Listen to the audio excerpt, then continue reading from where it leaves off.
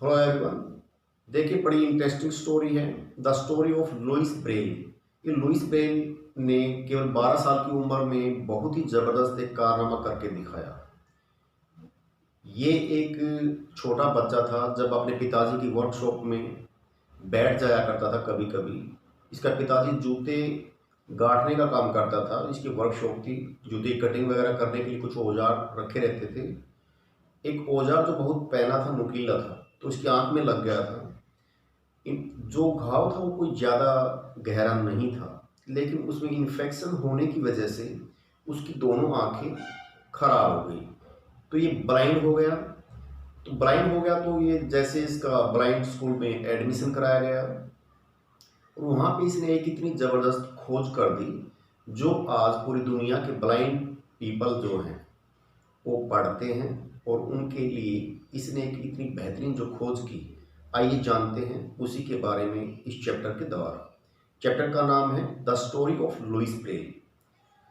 मान लीजिए कोई बच्चा क्लास में चल रहा है, आंखें बंद करके, बिल्कुल क्लोज आइज, क्या वो सीधा पीछे तक पहुंच सकता है? तो आप ऐसा करके देखिए, ऐसा बड़ा मुश्किल हो जाएगा बिल्कुल स्ट्रेट जाना। तो इस कहानी के द्वारा हमें ब्लाइंड पीपल के बारे में जानना है, किस प्रकार से उसने ये, कहाँ से प्रभावित होकर के ये स्टोरी का, इस भाषा का जो है ब्रेल लिपि का आविष्कार किया, इसके बारे में जानना है। नंबर्स, लेटर्स, वर्ड्स, 6 डॉट्स और जस्ट 6 बम्प्स। तो क्या संख्याएं, लेटर्स जो होते हैं वर्णमाला है, वर्ड्स जो शब्द होते हैं तो क्या है? 6 डॉट्स मीन्स इसने जो भाषा का निर्माण किया ब्रेल लिपि का, वो 6 डॉट बना के किया।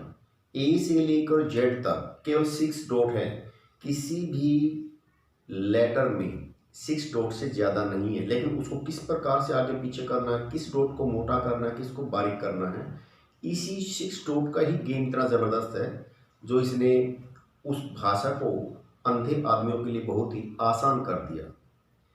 तो 6 डॉट्स आर जस्ट 6 बम्प्स, उभरे हुए कुछ 6 बम्प्स होते हैं। यस, अरे हाँ, they are 6 magical bumps set in different patterns which make up a complete system of alphabets for the blind। अरे हाँ, दे आर 6 मैजिकल बम्प्स। ये जो 6 है मैजिकल बम्प्स हैं, सेट इन डिफरेंट पैटर्न्स, ये अलग अलग पैटर्न्स में सेट किए गए हैं। Which make up A complete system of alphabets for the blind, जो अंधे आदमियों के लिए कंप्लीट अल्फ़ाबेटिक सिस्टम तैयार करता है।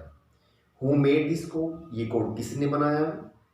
None other than Louis Braille. Louis Braille के अलावा किसी ने नहीं। मीन्स किसने बनाया? लुइस ब्रेल ने। ए 12 ईयर ओल्ड फ्रेंच बॉय, ये फ्रांस का एक 12 साल की उम्र का एक लड़का था। हु वॉज ऑल्सो ब्लाइंड, ये भी अंधा था।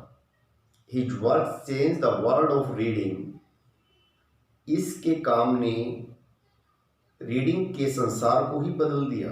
And writing for the blind for ever, reading और राइटिंग का जो संसार था ब्लाइंड पर्सन के लिए, वो कंप्लीटली उसने चेंज कर दिया।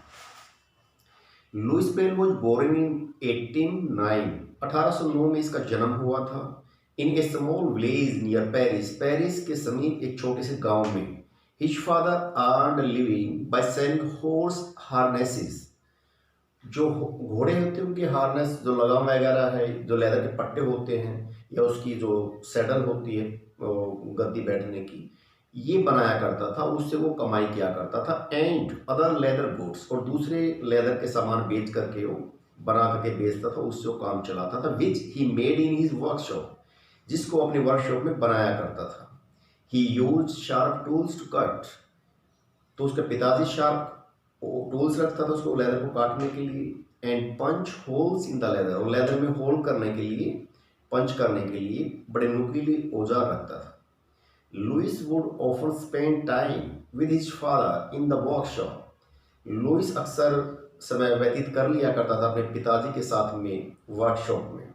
Once when he was only 3, एक बार जब वह केवल 3 साल का था, while playing with the tools, जब जो टूल से खेल रहा था, Louis accidentally poked his eye with an awl। तो क्या हुआ? दुर्घटनावश उसकी जो आल थी, बहुत ही नुकीली जो औजार थी, वो उसकी आंख में चुभ गई। The wound was not big, घाव कोई गहरा नहीं था, बट इट गॉट इन्फेक्टेड, लेकिन ये ज़्यादा इन्फेक्शन कर गया।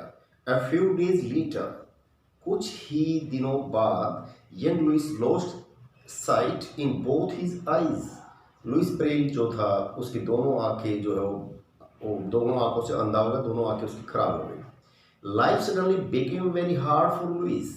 लुइस के लिए जीवन बहुत ही कठोर हो गया। He had to adapt to a new way of life. उसे जीवन का एक नया तरीका अपनाना पड़ा। He now had to learn everything just by listening. अब उसको हर काम जो है सुनकर के करना पड़ता था। हर काम जो सीख रहा था वो सुनकर के सीख रहा था। However, he was determined not to let his disability come in his way. तथापि वह इतना दृढ़ संकल्प था, इतना कठोर था कि वह जो इसकी अपंगता थी आंखों वाली, इसको अपने रास्ते में एक अड़चन पैदा नहीं करने देना चाहता। वह नहीं चाहता था कि ये चीज़ मेरे रास्ते में अड़चन पैदा करे। ही वर्कड हार्ड, उसने बहुत कठोर परिश्रम किया। And continue to do well in his studies, और लगातार अपने अध्ययन में, स्टडी में उसने बहुत ही बेहतरीन काम करके दिखाए। एज ही ग्रू ओल्डर, जैसे ही वो बड़ा हुआ, he was told that he would have to attend a school specially for the blind children. तो जैसे वो बड़ा हुआ तो उसको विशेष तो जो ब्लाइंड बच्चों के लिए स्कूल होता है उसमें अटेंड करने के लिए उसको कहा गया। So at the age of 10, इसलिए 10 साल की उम्र में he enrolled in the Royal Institution for Blind Youth in Paris. तो पेरिस का जो ब्लाइंड इंस्टीट्यूशन है उसमें इसको एनरोलमेंट करा दिया गया, उसमें इसका नाम लिखवा दिया गया। But even here he found that most of the teachers just talked to the students and taught them through listening। लेकिन उसने यहाँ पे पाया कि अधिकतर अध्यापक जो बात करते हैं स्टूडेंट से एंड टॉट देम, वो उनको पढ़ाते थ्रू लिसनिंग, सुना करके। टीचर उनको सुना सुना करके पढ़ा रहे हैं। The school itself had only 14 books design for the blind. School के पास केवल 14 बुक्स ही थी जो ब्लाइंड बच्चों के लिए डिजाइन की गई थी। दीज बुक्स हैड लेटर्स, इन पुस्तकों में ओ अक्षर थे, ओ वर्ण थे, that were raised dots on the page. Page पे जो डॉट उभरे हुए थे उससे पढ़ते थे। The letters were so big, जो लेटर थे वे इतने बड़े थे, that the books were large and bulky, कि वो जो पुस्तकें थी वो भारी थी और बड़ी थी। मोर इम्पोर्टेंटली, और इससे भी महत्वपूर्ण बात, the books were expensive to buy, तो ये जो किताबें थी खरीदने भी बड़ी महंगी पड़ती थी। Louis set about reading all 14 books in the school library. Louis जो है रीडिंग करने के लिए, 14 बुक्स की रीडिंग करने के लिए लाइब्रेरी में बैठता था। He felt each letter with his fingers, उसने हर अक्षर को, हर लेटर को अपनी उंगलियों से महसूस किया। It took a few seconds to read each word, प्रत्येक वर्ड को पढ़ने में केवल कुछ सेकंड लगते थे। By the time he reached the end of a sentence, लेकिन तब तक वो सेंटेंस के अंत में पहुंचता, he almost forgot what the beginning of the sentence was about. लेकिन उन्होंने जो शुरुआत की थी तब तक वो शब्द भूल जाता था। एक सेंटेंस की जो प्रारंभ में जो वर्ड वो पढ़ता था, उस सेंटेंस के अंत में आते आते शुरू के जो वर्ड थे वो भूल जाता, तो कंप्लीट सेंटेंस उसको याद ही नहीं रहता। क्या ये बड़ी मुश्किल थी। This made him very impatient, इसने इसको बहुत बेचैन किया इस बात ने। There must be way for a blind person to quickly feel the words on a page.